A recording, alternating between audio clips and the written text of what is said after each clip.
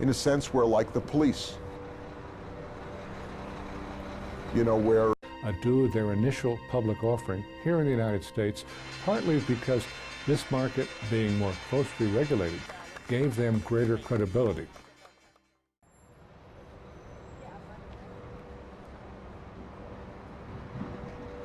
in a sense, we're like the police. You know, where you're more comfortable with your credibility.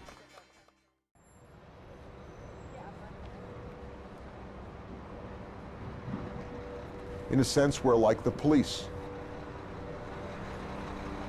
You know, where you're more comfortable walking in a dimly lit street if you see a police officer on the corner than you are if you don't see anyone.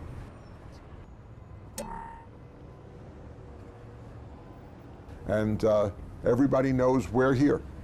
And we're ready to move on behalf of investors if somebody does the wrong thing. McKay is a partner in a law firm specializing in group litigation. He considers himself one of the invisible policemen of Wall Street, with an eye always on the lookout for Wall Street's mistakes. This is his job. You've lost now $500. You as an investor could hardly afford to bring a lawsuit against a big company that defrauded you. You would never be able to do that to recover your $500 in losses. Just by filing the papers would actually cost you more money to do it than you would be able to get back. In the capital market, there are a large number of small investors. When they are swindled by big corporations, they lack the power to fight back. Therefore, group litigation helps these small investors come together and claim compensation from these large corporations. Now, every year more than 200 class action lawsuits are filed. That means that for every 100 companies listed, 2 face class action lawsuits. We moved on to what we call the great mega frauds like WorldCom and Enron and Tyco, just enormously brazen frauds where executives basically committed massive accounting schemes, and we saw billions and billions of investor wealth just disappear. For example, SEC brought an action in WorldCom and recovered $750 million for the shareholders. We recovered $6.2 billion for the shareholders.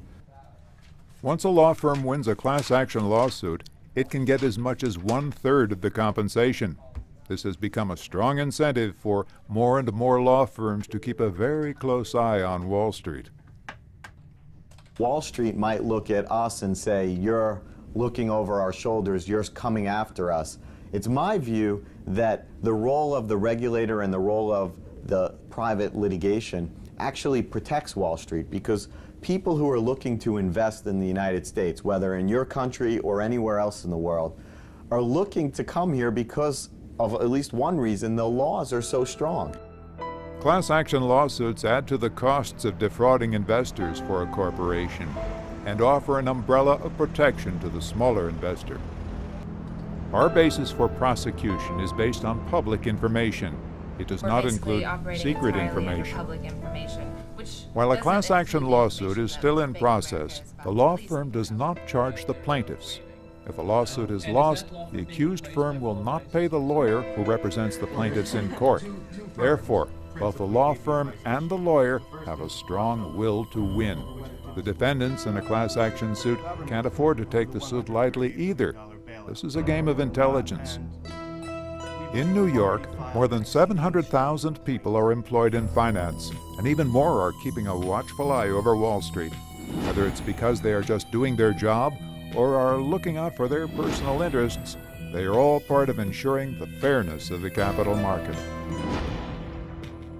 They say there's only 2 emotions on Wall Street: fear and greed, and they alternate back and forth.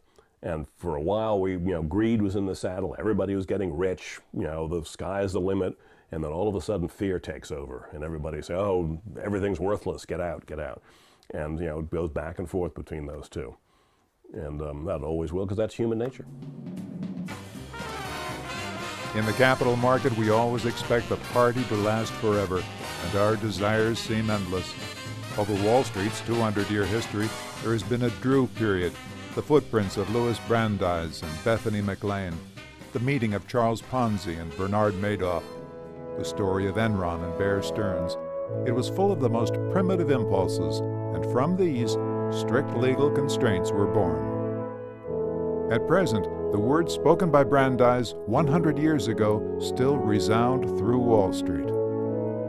Sunshine is the best disinfectant. Light is the most efficient police. Today, that sunshine includes government regulations, the courts, media exposé, and the watchful eyes of each investor. Everyone has a right to financial success, and throughout the history of Wall Street, it's not always been easy.